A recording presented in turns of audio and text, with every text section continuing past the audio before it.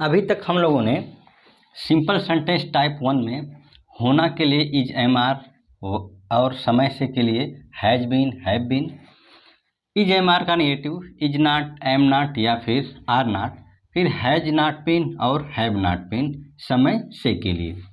और फिर आगे हमने देखा ऑब्जेक्ट जब अनुपस्थित रहता है तो उसकी जगह पे हम देयर का प्रयोग करते हैं। तीसरी चीज़, जब कोई डब्ल्यू एच फैमिली का वर्ड कोई सब्जेक्ट बन जाता है तब हम वाक्य को कैसे बनाते हैं, तो इसको हमने अभी तक सीखा है।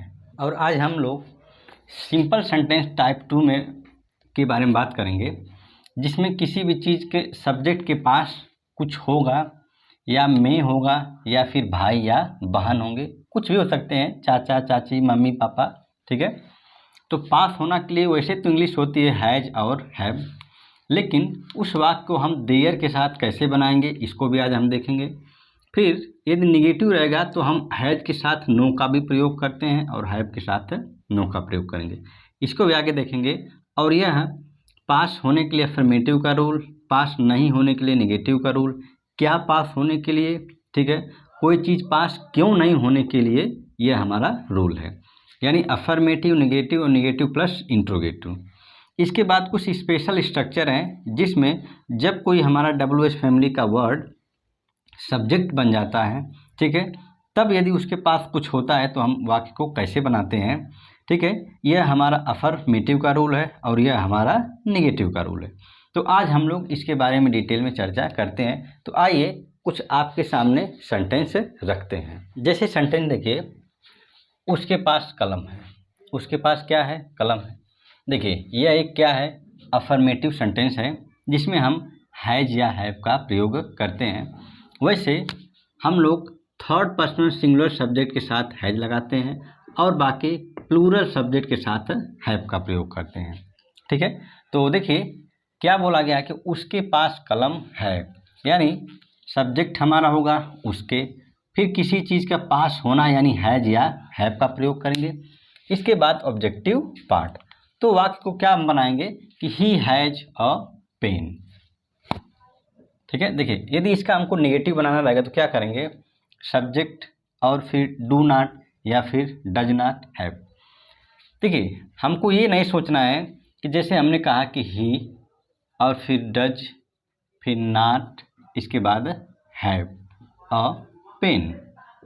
देखिए कुछ लोगों को ये लगेगा कि हैव तो बहुवचन के साथ आता है, फिर हमने ही के साथ हमने हैव का प्रयोग क्यों किया, क्योंकि जब कोई भी चीज़ पास होती है तो उसके लिए हम लोग हैज या फिर हैव का प्रयोग करते हैं, लेकिन हम हैज या फिर हैव का जो नेगेटिव बनाते हैं वो कभी भी हैज नॉट या फिर हैव नॉट का प्रयोग नहीं करते हैं। उसके लिए हम लोग साधारण डज नॉट हैव या फिर डू नॉट हैव, यानी सिंगुलर सब्जेक्ट के साथ डज नॉट हैव और प्लूरल सब्जेक्ट के साथ डू नॉट हैव का प्रयोग करते हैं। तो देखिए इसी तरह से हो जाएगा he does not have a pen, ठीक है, उसके पास कलम नहीं है।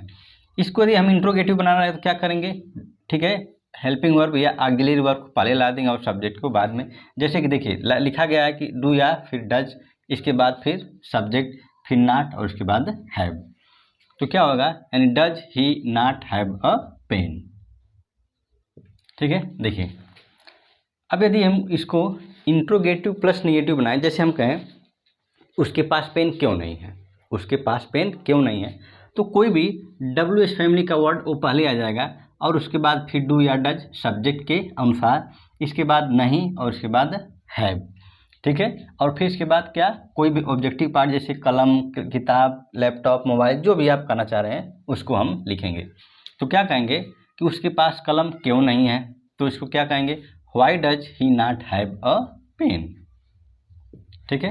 नेक्स्ट सेंटेंस देखिए, उसके पास कितनी कलम है, ठीक है। अब हम कहें कि उसके पास कितनी कलम है, देखिए कितना, कितनी, कितने के साथ हमेशा कोई न कोई नाउन लग कर आता है, कितनी कलम, ठीक है, किसका भाई, किसके लिए, ये सभी साथ इसके साथ कुछ न कुछ नाउन लग कर ही आता है। देखिए ये काउंटेबल नाउन है तो क्या कहेंगे, कितनी कलम, यानी क्या हो जाएगा, how many pens, how many pen, ठीक है, क्वेश्चन वर्ड हो गया। फिर इसके बाद हम क्या करेंगे, सब्जेक्ट हमारा क्या है, वह, यानी सिंगुलर सब्जेक्ट। उसके साथ क्या लगाएंगे, डज, यानी how many pen does he have. ठीक है, देखिए यदि अब हम इसका नेगेटिव बनाएंगे तो क्या करेंगे। ठीक है, देखिए वाक्य चाहे आपको नेगेटिव बनाना हो, चाहे इंट्रोगेटिव, चाहे नेगेटिव प्लस इंट्रोगेटिव बनाना हो, आप वहाँ पे हमेशा डू नॉट हैव या डज नॉट हैव, ठीक है, या फिर डू या डज पहले आ जाओ कि डज ही नॉट हैव, या फिर डू ही मतलब डू आई नॉट हैव, जैसा सब्जेक्ट रहेगा। यानी कहने का मतलब कि how many pen does he not have, उसके पास कितनी कलम नहीं है। तो क्या कहेंगे, how many pens does he not have. ठीक है, देखिए तो ऐसे हम लोग बनाएंगे। लेकिन कुछ लोग गलती क्या करते हैं, ये जो पेन है इस पेन को ऑब्जेक्ट मान लेते हैं और इस पेन को यहाँ पर लिख देते हैं कि how many does he not have pen. लेकिन ऐसा बिल्कुल भी नहीं करेंगे। क्यों? क्योंकि आप जानते हैं कि कभी भी जो पॉजेसिव एडजेक्टिव होता है उसके साथ कुछ न कुछ लग कर आता है। ठीक है, जैसे मेरा, तुम्हारा, तुम्हारी, उसके, उसकी, उसका, जब भी आएगा कोई तो उसके साथ कोई न कोई नाम आपको बोलना पड़ता है। ठीक है, वहाँ के देखिए किसके पास कलम है, किसके पास कलम है। अब आप सोचेंगे कि इसमें सब्जेक्ट क्या है। यदि मैं आपसे कहूँ कि अमन के पास कलम है तो अमन क्या हो जाएगा, अमन ही तो हमारा सब्जेक्ट है। ठीक उसी तरह से हमने अमन की जगह पे किसका प्रयोग किया, किसके, तो किसके ही तो हमारा क्या बन गया, सब्जेक्ट बन गया। ठीक है, यानी कहने का मतलब कि कोई भी WH फैमिली का वर्ड हमें किसको रिफ़र कर रहा है, सब्जेक्ट के लिए। तो यही WH फैमिली हमारा क्या बन जाएगा, सब्जेक्ट। यानी हम क्या कहेंगे, हु हैज अ पेन। देखिए यह वाक्य भले ही आपको इंट्रोगेटिव की तरह दिखता है लेकिन बनाते हम उसको कैसे हैं, अफर्मेटिव की तरह। क्योंकि सब्जेक्ट हो गया, फिर उसके बाद हेल्पिंग वर्ब या ऑक्सिलरी वर्ब, और फिर इसके बाद एक ऑब्जेक्ट। क्यों? ठीक है, क्योंकि यही क्वेश्चन वर्ड हमारा क्या है, सब्जेक्ट है। यानी सब्जेक्ट ऑक्सिलरी वर्ब, इसके बाद अदर वर्ड, यानी सब्जेक्ट वर्ब और अदर वर्ड। ठीक है, अब इसका यदि हम निगेटिव बनाना रहेगा तो क्या करेंगे कि who does not have a pen, यानी नहीं होने के लिए हम क्या प्रयोग करते हैं, डज नॉट या फिर डू नॉट। यानी हो जाएगा who does not have a pen. अब देखिए इसको हम चाहें तो एक और तरीके से बना सकते हैं। इन दोनों को हम यदि कंस्ट्रक्शन कर दें कि who doesn't have a pen, तो ऐसे भी वाक्य को हम क्या कर सकते हैं, बना सकते हैं। जैसे देखिए, ठीक है, तो इस तरह से वाक्य को बनाएंगे। हु हैज अ पेन, किसके पास कलम है, किसके पास कलम नहीं है, who does not have a pen. ठीक है, फिर उसके पास कलम नहीं है, इसको हम दूसरों मतलब कंस्ट्रक्शन कर कर भी बना सकते हैं। यानी सब्जेक्ट ऑक्सिलरी वर्ब फिर नॉट फिर पास होने के लिए, और फिर हमने ऑक्सिलरी वर्ब और नॉट का कंस्ट्रक्शन कर दिया, यानी दोनों को जोड़ दिया। अगला देखिए, मेरे पास कुछ है, यानी मेरे पास कुछ है तो क्या कहेंगे, I have something, I have something. देखिए निगेटिव के लिए क्या कहेंगे, I do not have anything. ठीक है, समथिंग का प्रयोग अफर्मेटिव के लिए और एनीथिंग का प्रयोग निगेटिव के लिए। तो क्या कहेंगे, अब हम हैव का तो प्रयोग करेंगे नहीं। क्यों? क्योंकि अब हमारा वाक्य क्या हो गया है, निगेटिव। यानी क्या कहेंगे, I do not have anything. ठीक है, देखिए अब हम इसी वाक्य को एक और तरीके से बना सकते हैं, या तो हैज नो या फिर हैव नो के साथ भी इसको बना सकते हैं। तो क्या कहेंगे, आई हैव नथिंग। देखिए अब इसमें हमको नॉट लिखने की ज़रूरत नहीं है। क्यों? क्योंकि देखिए नथिंग में ही क्या नॉट इसमें लगा हुआ है। तो कभी भी हम हैव या हैज नॉट का जो नेगेटिव बनाते हैं, हैज नॉट या फिर हैव नॉट नहीं बनाते हैं, बल्कि आई हैव नथिंग। नथिंग का मतलब ही होता है कि कुछ नहीं, मेरे पास कुछ नहीं है, तो आई हैव नथिंग। क्या मेरे पास कुछ है, क्या मेरे पास कुछ है, यानी क्या हो जाएगा, do I have something, do I have something. देखिए यदि इसका निगेटिव बनाना रहेगा तो हम क्या कहेंगे कि do I not have anything. देखिए यदि हम इसको अब इसी वाक्य को हम चाहें तो एक और तरीके से लिख सकते हैं। जैसे मैं कहूँ कि क्या मेरे पास कुछ नहीं है, तो क्या कहेंगे कि डू आई ठीक है, डू आई हैव नथिंग। ठीक है, देखिए ज़रा इस वाक्य को देखिए। कुछ लोगों को ये लगेगा कि हु के साथ हमने हैज या फिर हु के साथ हमने डज का प्रयोग क्यों किया, क्योंकि मैं ये मानता हूँ कि वह सिंगल है। कैसे? जैसे मान लीजिए कि आपके सामने 10 लोग बैठे हैं और उसमें से किसी एक के पास यदि पेन नहीं है तो आप क्या कहेंगे कि कौन है जिसके पास पेन नहीं है। यानी आप कितने लोगों के बारे में पूछ रहे हैं? केवल एक लोगों के बारे में। तो आप क्या कहेंगे कि कौन है, यानी कि कौन है। यदि आपको ऐसा लगता है कि यदि ये 10 लोग बैठे हैं और 10 में से यदि किसी 4 के पास कलम नहीं है या पैसे नहीं है, जो कुछ भी नहीं है, तो आप क्या कहेंगे कि कौन है जिसके पास कलम नहीं है। यानी कौन कौन है कि जिसके पास कलमें नहीं है। तब आप वहाँ पे क्या कहेंगे? तब आप कहेंगे हु हैव, क्योंकि तब आप एक की बात नहीं कर रहे हैं बल्कि आप 4-5 जितने लोग भी हैं एक से ज़्यादा की बात करें, तब आप कहेंगे हु हैव अ पेन। ठीक है, यदि हम कहें किसके कितने लोगों के पास, यानी कौन कौन जिसके पास कलम नहीं है, तो क्या कहेंगे हु डू नॉट हैव, ठीक है, पेन हो जाएगा। इस तरह से तब हम यदि आप प्लूरल मानेंगे तो वहाँ पर डू लगाएंगे। फिलहाल हमने यहाँ पे क्या माना है? सिंगुलर, इसलिए हमने हु के साथ हैज और फिर डज नॉट का प्रयोग किया है। वाक्य देखिए, मेरे पास क्या है। अब मैं कहूँ कि मेरे पास क्या है, क्या का मतलब क्या? कुछ भी हो सकता है। यानी अब इस सवाल का जवाब आप यस या नो में नहीं दे सकते। जैसे मैं कहूँ कि मेरे पास क्या है, तो यदि मैं कहूँ कि यस या नो, ये तो कोई बात नहीं हुई, यानी मेरे वाक्य का कोई मतलब ही नहीं निकला। यानी इसके लिए मुझे पूर्ण रूप से अपनी बात को बतानी पड़ेगी कि मेरे पास कॉपी है, कलम है, मोबाइल है, लैपटॉप है, यानी आपको बताना पड़ेगा कि नहीं। यानी इस सवाल का जवाब आप यस या नो में नहीं दे सकते। यानी इसकी इंग्लिश हमें सबसे पहले लिखनी पड़ेगी। तो क्या हो जाएगा? What do I have. ठीक है, देखिए व्हाट डू आई हैव।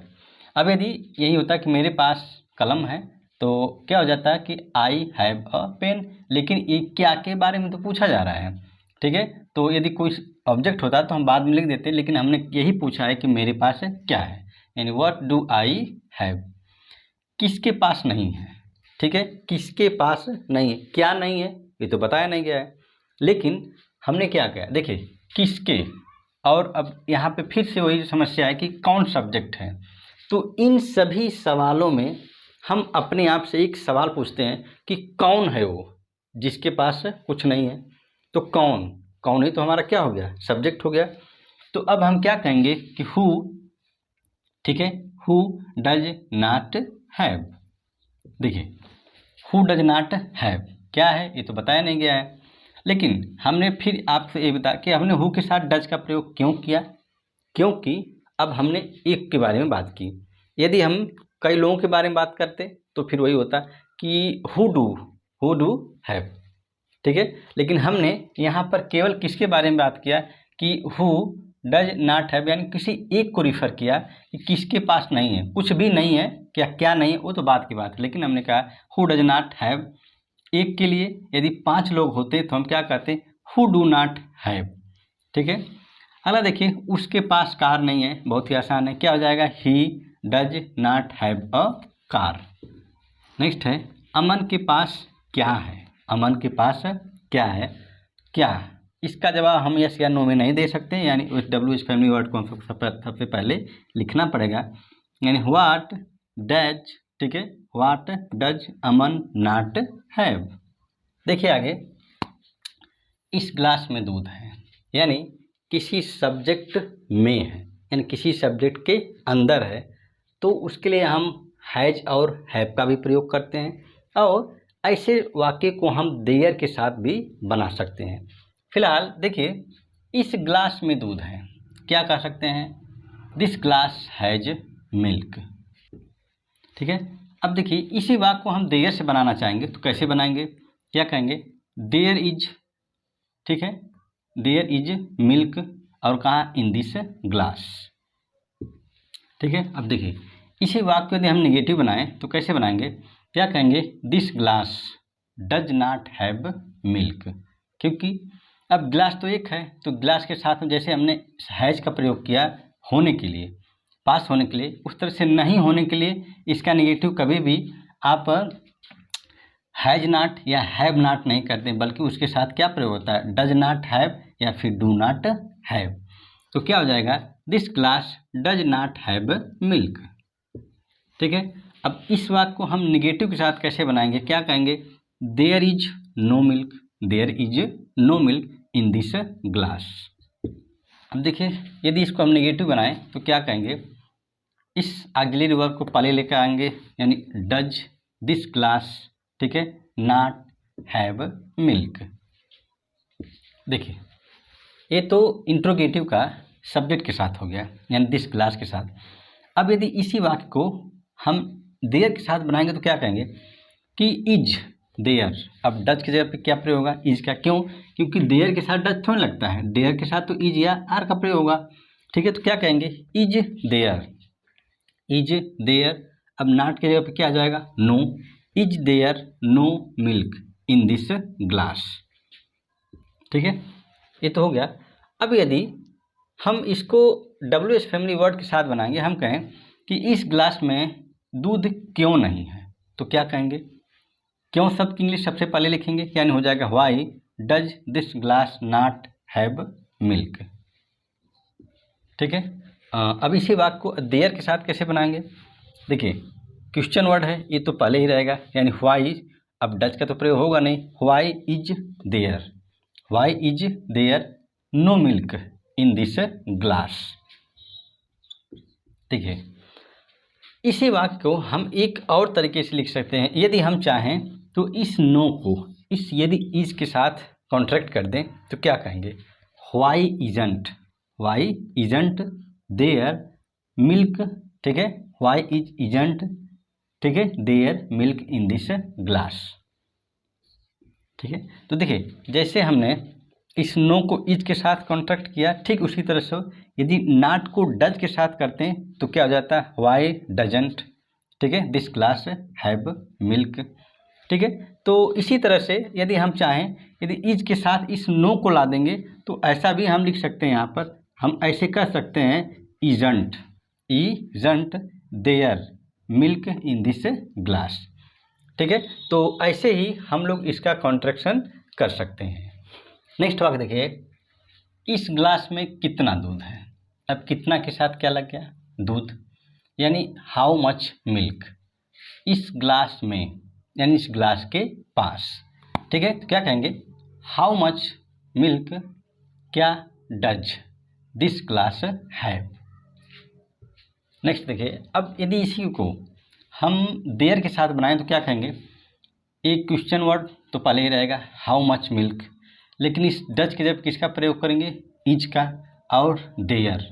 ठीक है, यानी how much milk is there, ठीक है, दिस ग्लास हैव, इस ग्लास में दूध क्यों है, क्या कहेंगे, कोई भी क्वेश्चन वर्ड पहले आ जाएगा, क्योंकि हमने पहले बीच में कहा दूसरी इंग्लिश सबसे पहले, क्या कहेंगे, व्हाई डज दिस ग्लास, ठीक है, क्या मिल्क हैव, फिर मिल्क, यानी why does this glass have milk. ठीक है, अब देखिए यदि इसी को हम देयर के साथ बनाना चाहेंगे तो कैसे बनेगा, क्या कहेंगे, व्हाई इज देयर और क्या मिल्क, यहाँ दूध क्यों है इस ग्लास में, यानी इन दिस ग्लास। ठीक है, अब देखिए यदि इन दोनों के साथ हम नहीं के साथ बनाना चाहें, हम कहें कि इस ग्लास में दूध क्यों नहीं, देखिए हम कितना की बात नहीं कर रहे हैं, हम केवल ये कह रहे हैं कि इस ग्लास में दूध क्यों है या इस ग्लास में दूध क्यों नहीं है, हमने कितना की बात नहीं किया है। तो यदि हम कहें कि इस ग्लास में दूध क्यों नहीं है तो क्या कहेंगे, why does this glass not have milk. अब यदि इसी वाक्य को हम देयर के साथ बनाना चाहेंगे तो क्या कहेंगे, why is there milk, why is there no milk in this glass. देखिए अब हम इसको एक और तरीके से लिख सकते हैं, जैसे अभी हमने आपसे कहा, यदि हम इस नो को इज के साथ कॉन्ट्रैक्ट कर दें तो क्या हो जाएगा, यानी व्हाई इजंट, यानी देयर नो मिल्क, बस ऐसे ही करना है। यानी यदि हम इसके साथ लिखेंगे तो हम कभी भी हम इसको इज और नॉट फिर देयर ऐसे हम कभी भी नहीं लिखेंगे, ऐसे वाक्य हमारा ग्रामेटिकली गलत हो जाएगा। नेक्स्ट देखिए, किस ग्लास में दूध है। अब बात किसकी हो रही है, किस ग्लास, और किस ग्लास यही तो हमारा सब्जेक्ट है। जैसे मैं कहूँ कि किसका भाई, किसकी बहन, तो किसका किसकी के साथ कोई कोई नाउन लग कर आता है, तो वही तो हमारा सब्जेक्ट हो गया। तो हम क्या कहेंगे, किस ग्लास। इस चीज़ को मैंने आपको WS फैमिली की वीडियो में डिटेल में समझाया है। तो किस ग्लास के लिए हम क्या कहते हैं, विच ग्लास, और में है इसका मतलब उस ग्लास के पास है, यानी विच ग्लास हैज मिल्क। अगला देखिए, किन ग्लासों में दूध है। अब इस बार हमने बहुवचन की बात की, यानी किन ग्लासों में, यानी एक से ज़्यादा ग्लासों के बारे में भी बात किया, तो क्या हो जाएगा, विच ग्लासेस, विच ग्लासेस। अब यहाँ पर हम हैज नहीं बल्कि हैव का प्रयोग करेंगे, ठीक है, क्योंकि अब एक ग्लास के बारे में बात नहीं बल्कि कई ग्लासों के बारे में बात हुई है। तो होगा क्या, विच ग्लासेस हैव मिल्क, ठीक है। अगला देखिए, इन घरों में कुर्सियाँ हैं। अब हम इसको कैसे बनाएंगे, इन घरों यानी बहुवचन की बात किए हैं, दीज हाउसेस, दीज हाउसेस क्या हैव, ठीक है इनके पास, यानी दीज हाउसेस हैव, और क्या है, कुर्सियाँ हैं यानी चेयर्स। देखिए, अब हम इसको देयर के साथ बनाना चाहें तो क्या होगा, जैसे मैंने देखिए देयर वाले कॉन्सेप्ट में मैंने आपको इसको इज नो या फिर आर नो के साथ बन सकता है। तो क्या कहेंगे कि there are no chairs, there are no chairs in these houses. देखिए, यदि हम इसको निगेटिव बनाएंगे तो क्या होगा, these houses does not have, अब उसके किसका प्रयोग करेंगे, डू नॉट, क्योंकि हमने यहाँ पर देखिए एक घर नहीं कई घरों के बारे में बात की है, यानी घर हमारे एक से ज़्यादा हैं, इसलिए these houses do not have chairs, ठीक है। अब इसको यदि हम देयर के साथ बनाएं तो क्या हो जाएगा, there are no chairs, there are no chairs in these houses.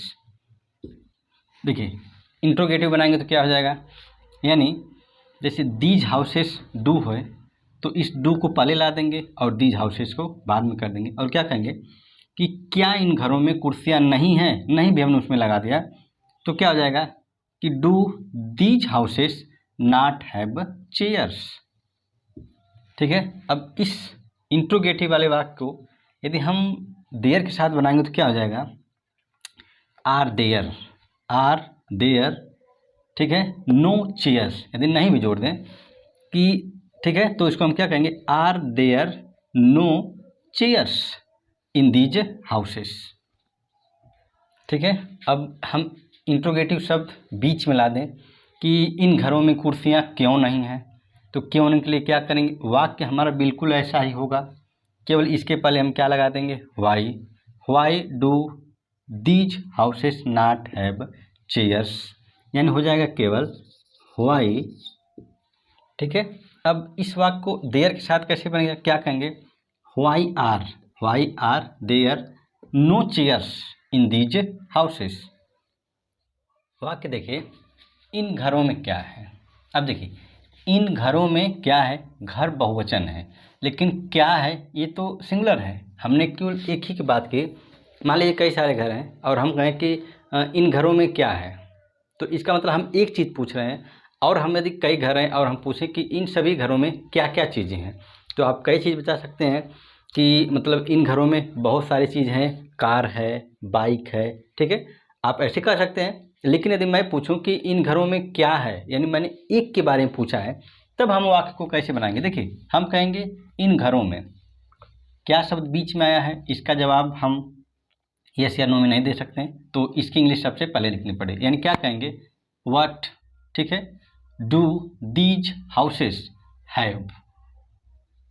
अब देखिए, इस वाक्य को हम देयर के साथ कैसे बनाएंगे, क्या कहेंगे, व्हाट तो रहेगा ही क्योंकि एक WS फैमिली का वर्ड है, what is there, what is there in this houses,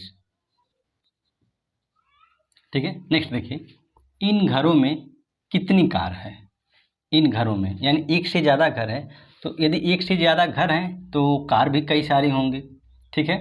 लेकिन इसमें क्या पूछा गया था, केवल क्या, एक चीज़ के बारे में, इसलिए हमने व्हाट के बाद इज लगाया, और यहाँ पर व्हाट के बाद हमने डू का प्रयोग किया। क्यों? क्योंकि इसके बाद हमारा क्या था, दीज हाउसेस, यानी घरों की बात किए थे। देखिए, इन घरों में, दीज हाउसेस में कितनी कार है, यानी how many cars, how many cars do these houses have, ठीक है।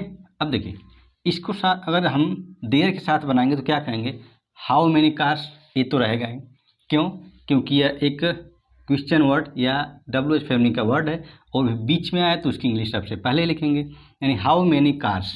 अब डू की जगह क्या हो जाएगा, आर, फिर there, how many cars are there in these houses. देखिए, किन घरों में कार नहीं है, किन घरों का मतलब विच हाउसेस, ठीक है, which houses do not have cars, ठीक है। अब देखिए, इस वाक्य को हम देयर के साथ कैसे बना सकते हैं। इन दोनों वाक्यों की बात अलग थी, लेकिन इसमें थोड़ा सा अलग है। आप इसको देयर के साथ जनरली ऐसे तो नहीं बना सकते, लेकिन देखिए, यदि हम इन सभी को सब्जेक्ट मान लें, ठीक है, तो क्या कहेंगे कि in which houses, in which houses are there, ठीक है, आर देयर नो कार्स, ऐसे हो सकता है। देखिए, उसके दो चाचा हैं, उसके दो चाचा हैं, क्या कहेंगे, अफर्मेटिव में होगा तो ऐसे तो कहेंगे कि ही हैज़ 2 अंकल्स, तो हो जाएगा, ठीक है। लेकिन देखिए, इसको यदि हम देयर के साथ बनाना चाहेंगे तो थोड़ा सा डिफिकल्ट है। क्या कहेंगे कि there are 2 uncles, there are 2 uncles of his, ठीक है। अब देखिए, यदि हम उसके के लिए यदि किसी लड़की को मानते हैं तो क्या कहते हैं कि सी हैज़ 2 अंकल्स, और यहाँ पर क्या होता, सी देयर आर 2 अंकल्स ऑफ, अब तब हिज की जगह पे क्या हो जाता, हर्ष हो जाता, ठीक है।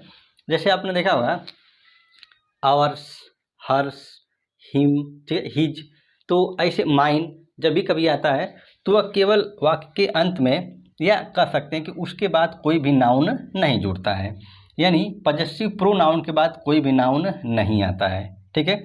अब देखिए, उसका कोई भाई नहीं है, उसका कोई भाई नहीं है, क्या कर सकते हैं कि ही does not have any brother, ठीक है, उसका कोई भाई नहीं है, इसको ऐसे भी कर सकते हैं, या फिर कर सकते हैं ही हैज़ नो ब्रदर। अब यदि हम इसको चाहें देयर के साथ कैसे बनाएंगे, क्या कहेंगे कि there are no brother, there are no brother of his. वाक्य देखिए, उसके कितने बहनें हैं, उसके कितने बहनें हैं, कितनी बहनें, ठीक है, बहुवचन है, उसके सिंगुलर है, क्या कहेंगे how many sisters, how many sister does he have. देखिए, अब कुछ लोगों को लगेगा कि हमने ही के साथ हैव क्यों लगाया, क्योंकि डज नॉट हैव या डू नॉट हैव, या फिर does subject have, do subject have, ऐसा कॉन्सेप्ट होता है। यानी पास्ट के लिए कभी भी इंट्रोगेटिव या नेगेटिव में हम चाहे सब्जेक्ट एक वचन हो चाहे बहुवचन हो, हम इसके साथ हैव का ही प्रयोग करते हैं। वो इसलिए क्योंकि यदि सिंगुलर सब्जेक्ट है तो सिंगुलर सब्जेक्ट के लिए हमने पहले ही सिंगुलर वर्ब का प्रयोग कर लिया, तो अब बाद में हम इसके अनुसार तो प्रयोग करेंगे नहीं मेन वर्ब, ठीक है। यदि यहाँ पे प्लूरल होता तो यहाँ पे डू होता, और यहाँ पे आई या यू बी जो भी होता, तो प्लूरल होता तो यहाँ पे डू होता, और सिंगुलर होता तो डज है, लेकिन यहाँ पर हमेशा केवल क्या होगा, हैव होगा, ठीक है। तो इस तरह से होगा। अब इसको हम देयर के साथ बनाएंगे तो क्या कहेंगे, how many sisters, how many sisters are there of his. Next देखिए, किसकी हैं 2 बहनें, यानी किसकी हैं। अब ऐसे सवालों में हम हमेशा अपने आप से सवाल पूछते हैं कि कौन है जिसकी 2 बहनें हैं, 2 भाई हैं, चाचा चाची जो भी हैं, तो कौन है, यानी यही तो हमारा क्या है, सब्जेक्ट है, तो क्या कहेंगे हु हैज 2 सिस्टर्स। नेक्स्ट देखिए, किसकी 2 बहनें नहीं हैं, किसकी मतलब कि कौन कौन है जिसकी दो बहनें नहीं हैं, क्या कहेंगे, who does not have to sisters. अब देखिए इसी वाक्य को यदि हम देयर के साथ बनाना चाहेंगे तो क्या कहेंगे, whose are theirs, whose are theirs two sister. देखिए अब कुछ लोगों को लगेगा कि हमने किसकी के लिए एक बार हु का प्रयोग किया और एक बार हुज का प्रयोग किया, क्योंकि किसका किसकी किसकी की इंग्लिश हुज ही तो होती है। तो हमने एक बार ठीक हुज को लेकर बनाया, तो हमने कहा कि whose are their two sisters. अब देखिए किस कलम में स्याही नहीं है, किस कलम में, यानी which pen does not have ink. अब देखिए इसी वाक्य को हम कॉन्ट्रैक्ट करके भी लिख सकते हैं, यानी कह सकते हैं इन विच पेन इजंट देयर इंक। ठीक है, ऐसे भी हो सकता है। अगला वाक्य देखिए, आप में से कितनों, ये पूरा का पूरा पार्ट हमारा क्या है, सब्जेक्ट है, के पास कलम है। ठीक है, यानी आप लगभग 10 लोग हैं और 10 में से 5 लोग के पास कलम है, तो हम पूछेंगे ना कि आप में से कितनों के पास कलम है, पैसे हैं, घड़ी है, मोबाइल है, जो कुछ भी है, तो क्या कहेंगे, how many of you, how many of you have pen. ठीक है, अब देखिए इस वाक्य को यदि हम देयर के साथ बनाना चाहें तो कैसे बनेगा। वैसे तो इसका वैसे देयर के साथ बनाना थोड़ा मुश्किल है, लेकिन एक नए तरीके से हम चाहे तो इसको बना सकते हैं। हम कर सकते हैं कि how many of you, how many of you are there, बस इतना रहने दें पहले। ठीक है, देयर। अब कहें कि हु, हु मतलब जो, हैव मतलब है, और पेन्स। ठीक है, तो ऐसे हो सकता है, हालांकि ये थोड़ा लेंदी हो जाएगा, ऐसे बोला या लिखा तो नहीं जाता है, लेकिन ग्रामेटिकली आप चाहें तो कर सकते हैं कि how many of you have pens, how many of you are there who have pens. हम क्या कहेंगे, आप में से कितनों के पास है, आप में से कितनों के पास है जो, ठीक है, जो या फिर जिनके पास है क्या, कलम। आप में से कितनों, ठीक है, कितने जो या जिनके पास है कलम। ठीक है, इस तरह से वाक्य को बनाना थोड़ा सा मुश्किल लगता है, इसलिए हम ऐसे वाक्यों का प्रयोग नहीं करते हैं। जनरली हम लोग इसी का प्रयोग करते हैं कि how many of you have pens का, इस दूसरे वाले कॉन्सेप्ट का प्रयोग नहीं करते हैं। हालांकि ग्रामेटिकली आप उसे बना सकते हैं, लेकिन जल्दी बनाया नहीं जाता है। ठीक है, तो अब हम लोग मूव करते हैं अपनी लास्ट स्लाइड की तरफ। आपके पास क्या क्या रखा है। ठीक है, अब इसका जवाब हम यस या नो में नहीं दे सकते, यानी हमको पूरा बताना पड़ेगा कि मेरे पास ये है, ये है। ठीक है, मेरे पास कॉपी है, कलम है, किताब, जो भी आप करना चाहें, तो आपको यस या नो में इसका काम नहीं चलने वाला, यानी इसके लिए आपको पूरा WH फैमिली वर्ड की इंग्लिश से लिखनी पड़ेगी। और क्या क्या की इंग्लिश मैंने आपको बता रखी है कि क्या होती है, व्हाट ऑल। ठीक है, what all do you have, do you have, और क्या, केप्ट, केप्ट मतलब होता है रखा हुआ, यानी what all do you have kept. ठीक है, अब देखिए इसको देयर के साथ कैसे बनाएंगे, क्या कहेंगे, what all are there kept, what all are there kept with you. ठीक है, नेक्स्ट देखिए, इस घर में क्या है जो मुझे पसंद है, और अगला है उसके 3 भाई हैं क्या। तो क्या कहेंगे, क्या पहले वाले का जवाब आप यस या नो में दे सकते हैं, जी नहीं। इन घरों में क्या है, तो हम कहते हैं यस या नो, इसका कोई मतलब नहीं हुआ, यानी इसकी इंग्लिश हमें लिखनी पड़ेगी। लेकिन देखिए उसके 3 भाई हैं क्या, उसके 3 भाई हैं क्या। तो बहुत लोगों को लगता है कि जब कोई भी WH फैमिली का वर्ड यदि अंत में आए चाहे बीच में आए तो उसका इंग्लिश पहले लिखना पड़ता है, लेकिन ऐसा कोई ज़रूरी नहीं है। आप सबसे पहले ये देखिए कि क्या उस सवाल का जवाब हम यस या नो में दे सकते हैं। जैसे हम कहें यस या नो, तो हम उसकी इंग्लिश नहीं लिखेंगे। तो देखिए दूसरे वाले का जवाब हम यस या नो में दे सकते, लेकिन इसका जवाब नहीं दे सकते। तो क्या कहेंगे, what does this house have, ठीक है, what does this house have that I like, ठीक है। देखिए अब इसको हम देयर के साथ कैसे बनाएंगे, क्या कहेंगे, what is there this house, what is there this house that I like, ठीक है। अब दैट की जगह अब आप चाहें तो विच का भी प्रयोग कर सकते हैं, ठीक है।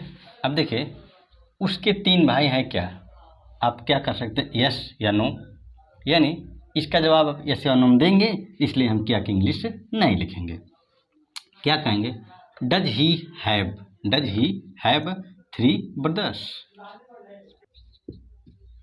ठीक है। देयर के साथ कैसे बनाएंगे, क्या कहेंगे कि इज देयर कितने 3 ब्रदर्स ऑफ हिज, ठीक है। तो देखिए ऐसे प्रैक्टिस की जाती है। अभी फ़िलहाल ये तो केवल सिंपल सेंटेंस की कैटेगरी या टाइप 2 था। अभी जब मैं प्रैक्टिस एक्सरसाइज लेकर आऊँगा तो ऐसे बहुत सारे सेंटेंस होंगे आपको प्रैक्टिस करने के लिए, जिसमें कुछ न कुछ आपको सीखने को ज़रूर मिलेगा, ठीक है। तो वीडियो थोड़ी लंबी हो गई है, कोई दिक्कत नहीं, आप 1 दिन नहीं, 2 दिन नहीं, 3 दिन में आप आराम से देखिए, लेकिन कॉन्सेप्ट को एकदम क्लियर करिए। तो ये वीडियो है, मैं उम्मीद करता हूँ कि इससे कुछ न कुछ आपको सीखने को ज़रूर मिला होगा। यदि वीडियो आपको पसंद आए तो वीडियो को लाइक और शेयर ज़रूर करें, चैनल को सब्सक्राइब भी करें, ताकि नेक्स्ट पार्ट जैसे ही मैं अपलोड करूँ उसका नोटिफिकेशन आपको सबसे पहले मिल सके। तो फिर मिलते हैं नेक्स्ट वीडियो में, तब तक के लिए टेक केयर, गुड बाय।